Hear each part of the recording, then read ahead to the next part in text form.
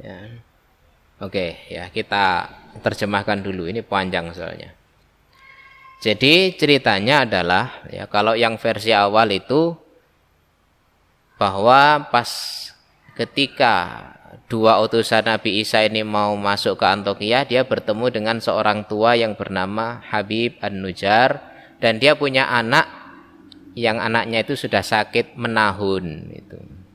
Nah, tetapi di riwayat yang ini ada perbedaan sedikit ya, meskipun ini bukan perbedaan yang besar ya. Karena Syekhu A'ma, jadi yang buta itu adalah si kakek ini, Habib An-Nujar. Jadi kedua orang utusan Nabi Isa tadi itu ketika mau masuk ke negara Antioquia bertemu dengan seorang tua yang bernama Habib yang dianya itu adalah buta. Lalu kemudian fada'ayahu. Kemudian dua utusan tadi mendoakan Habib tadi fakana basiron, sehingga kemudian sang orang tua tadi itu bisa melihat ya biiznillahi ta'ala, dengan izin Allah Ta'ala. Nah, lalu kemudian di dalam Antioquia tersebut wa kana fiha malikun ya, ada seorang raja yuqalu lahu Aftikhish yang dipanggil atau namanya adalah Aftikhish. Wa kana min kubari muluki Yunani. Nah, Aftikhish ini adalah salah satu dari orang besar ya, dari orang-orang Yunani. Min ubadatil asnam, yang mana dia ini adalah setengah dari golongan orang-orang yang menyembah berhala.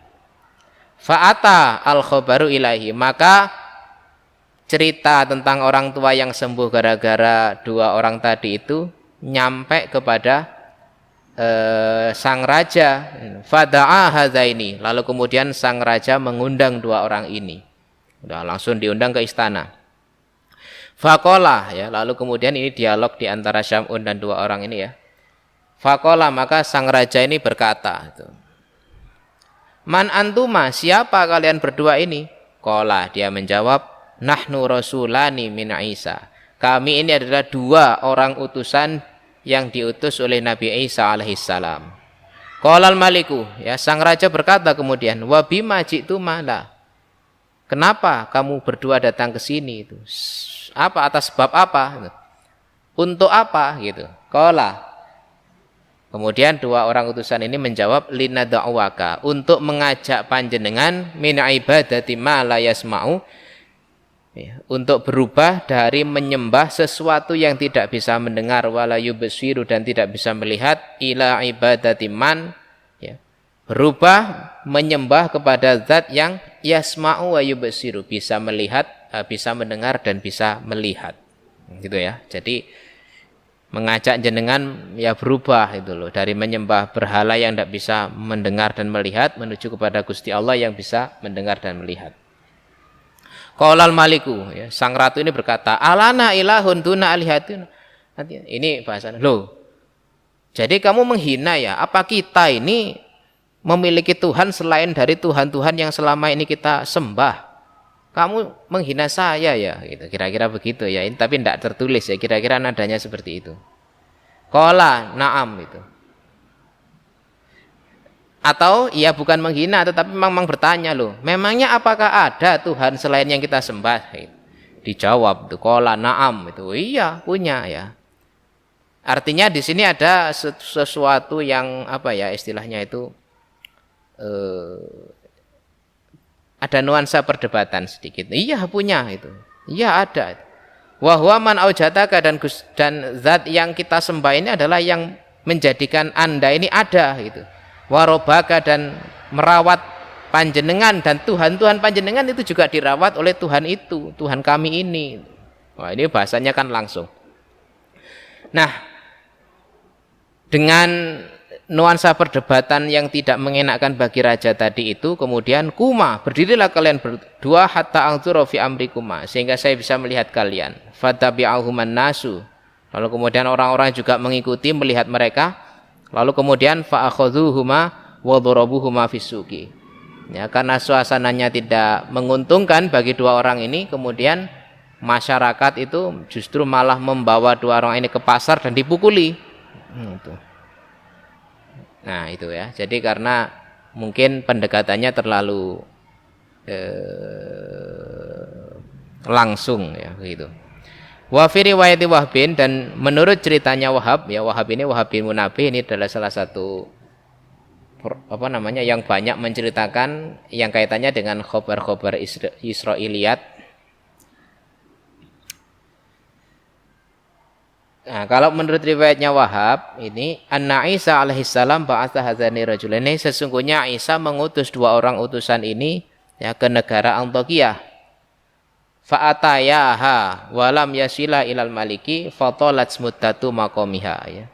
Lalu kemudian dua orang utusan ini langsung pergi ke Antiokhia, tetapi walam yasila ilal maliki ya, tidak langsung menuju ke raja ya, tidak langsung ke istana. Fatalat muddatu maqamiha gitu. Kemudian ya berada di kota itu cukup lama tanpa diketahui oleh sang raja. Suatu hari zata yaumin fakharajal maliku, sang ratu ini, sang raja keluar ila sokhra'i ya, kepada oro-oro ya, padang rumput. Fakabbara wa dzakarallaha ta'ala, dua orang ini kemudian membaca takbir dan zikir kepada Gusti Allah.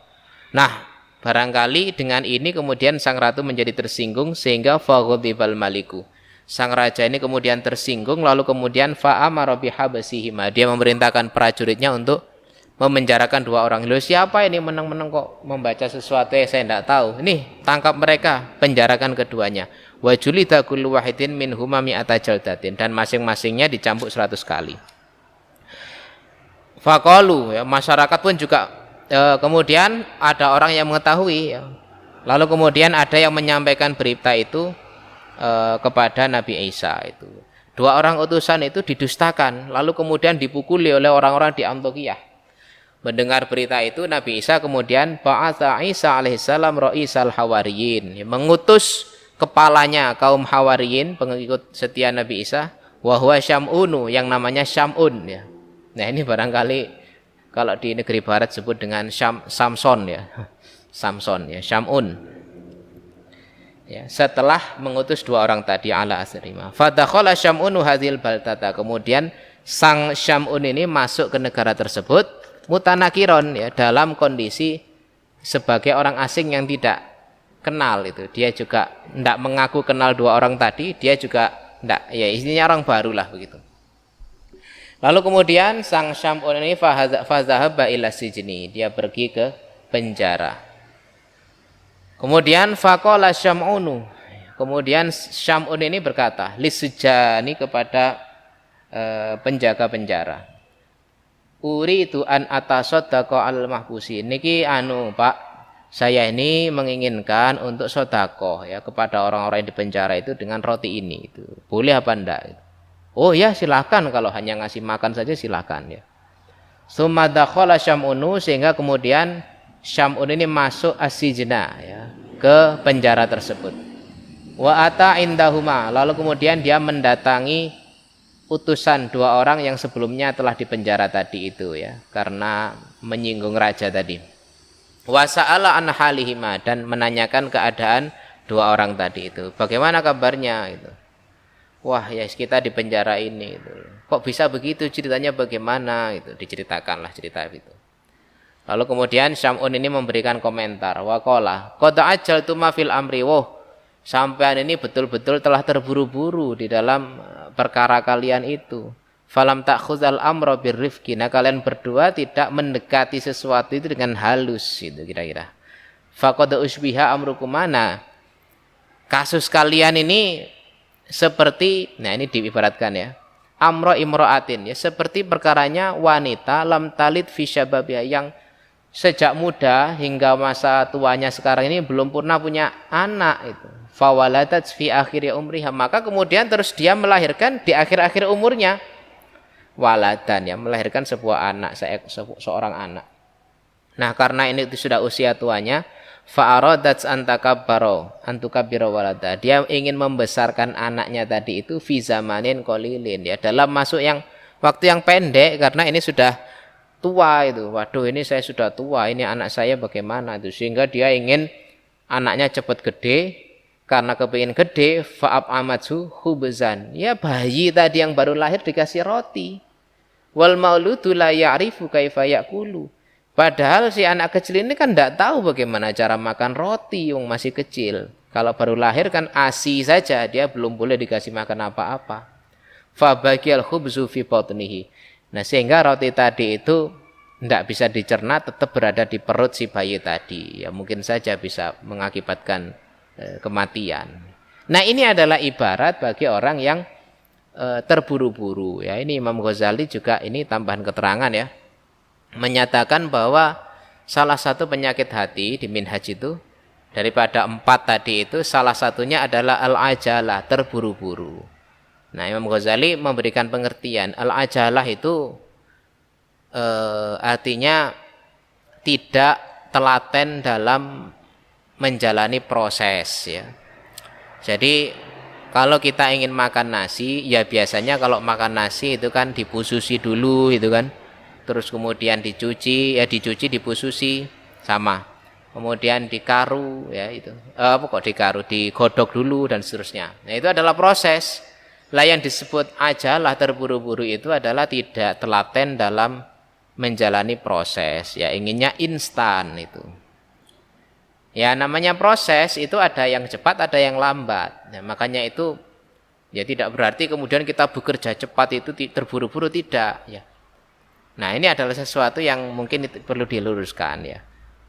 Orang yang ta'ani atau menjalani proses dengan telaten belum tentu lama ya. Kalau memang prosesnya itu bisa dijalani dengan cepat ya dia bisa cepat. Ada juga orang yang lama dalam menyelesaikan sesuatu tetapi tidak sesuai dengan proses.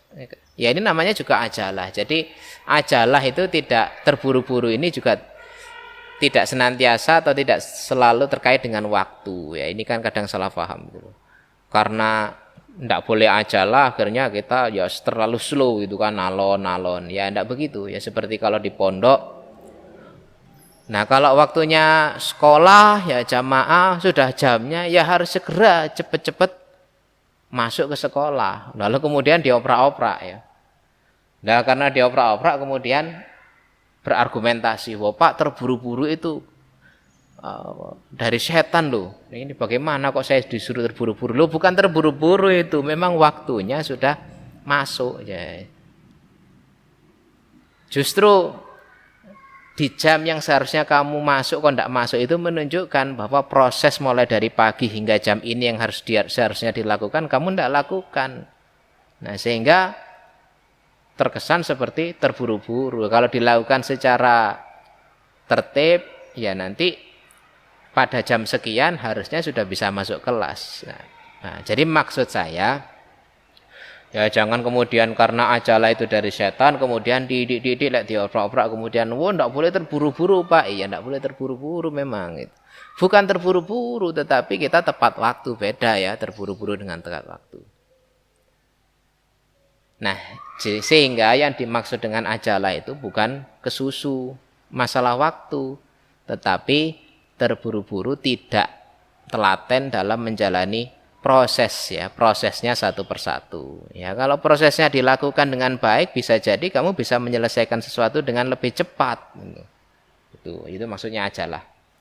Ini adalah tadi itu berkaitan dengan Syam'un yang mengomentari kedua sahabatnya yang sebelumnya di penjara tadi. Wah, jenengan ini kalian berdua ini terburu-buru.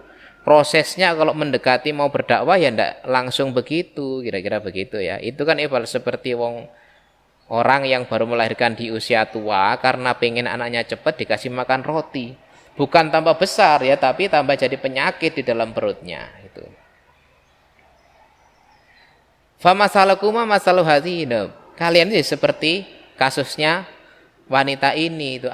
Amasami itu apakah kalian tidak pernah mendengar annal ajalata minasyaitani, bahwa sesungguhnya terburu-buru itu dari setan, itu wa ta'anni minar rahman, dan hati-hati itu adalah alon-alon itu dari Gusti Allah yang Maha Rahman.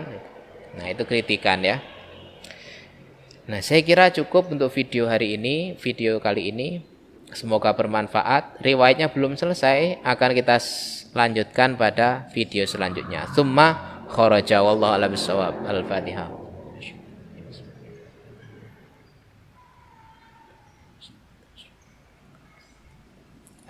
Akhirnya kurang lebihnya mohon maaf yang sebesar-besarnya. Wallahul muwaffiq ila aqwamit thoriq. Assalamualaikum warahmatullahi wabarakatuh.